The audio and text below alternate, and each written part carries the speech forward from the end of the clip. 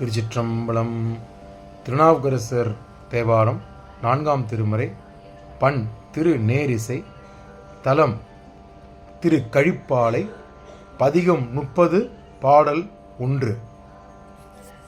நங்கையை பாகும் வைத்தார் ஞாலத்தை நவிழ வைத்தார். நங்கையை பாகம் வைத்தார் ஞாலத்தை நவிழ வைத்தார்.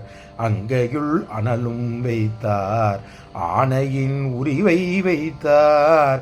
நங்கையை பாகம் வைத்தார் ஞாலத்தை நவிழ வைத்தார்.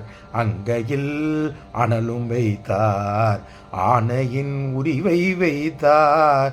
தம் கையின் யாழும் வைத்தார். தம் கையில் யாழும் வைத்தார் தாமரை மலரும் வைத்தார். தம் கையின் யாழும் வைத்தார் தாமரை மலரும் வைத்தார். கங்கையுள் சடையுள் வைத்தார் கழிப்பாலை சேர்ப்பானாரே. கங்கையை சடையுள் வைத்தார் கழிப்பாலை சேர்ப்பனாரே. கழிப்பாலை சேர்ப்பனாரே. திருச்சிற்றம்பலம். திருச்சிற்றம்பலம். இந்த முதலாம் பாடல் விளக்கத்தை பார்த்து விடலாம். இந்த தலம் வெறும் அருமையான தலம். கடற்கரை, சோழ நாட்டில் கடற்கரை பகுதி கொள்ளிடம் ஆற்று பக்கத்தில் உள்ளது. கொள்ளிடமும் கடலில் கலக்கும் அல்லவா, அந்த இடத்திற்கு பக்கத்தில் அருகாமையில் உள்ளது. அருமையான திருத்தலம். அனைவரும் சென்று சுவாமியை பால்வண்ணநாதரை தரிசிக்க வேண்டும். கழிப்பாலை தலத்தில் அந்த கடற்கரையில் இருக்கும் தன்மையை இந்த பாடலில் கூறுகிறார். கழிப்பாலையில் தலத்தில் கடற்கரையில் தலைவராக விளங்கும் சிவபெருமானே பார்வதி தேவியை தனது ஒரு பாகமாக வைத்திருக்கும், உடலில் ஒரு பாகமாக வைத்திருக்கும் சிவபெருமானே அவர் வைத்திருக்கிறார் என்று கூறுகின்றார்.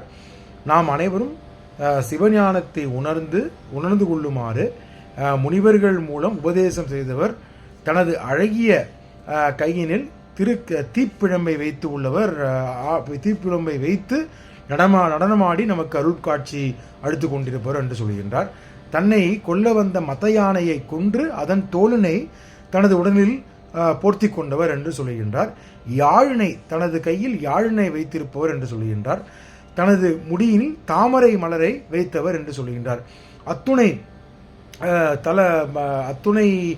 சிறப்பு உடைய எம்பெருமான் எங்கு இருக்கின்றார் என்றால் திருக்கழிப்பாலையில் வீற்றிருக்கின்றார். கங்கையை தனது தலையிலும் வைத்து நமக்கு அருள் பாட்டு கொண்டிருக்கின்றார் என்று சொல்லி இந்த பாடலை முடிக்கின்றார் அப்பர் சுவாமிகள். திருச்சிற்றம்பலம்.